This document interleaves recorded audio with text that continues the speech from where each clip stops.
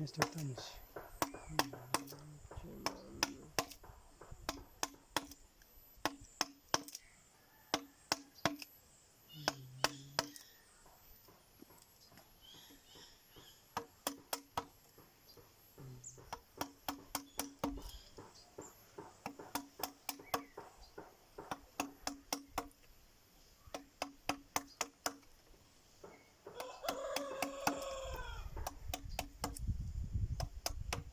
Vale, voy a mirar mi madera para ver.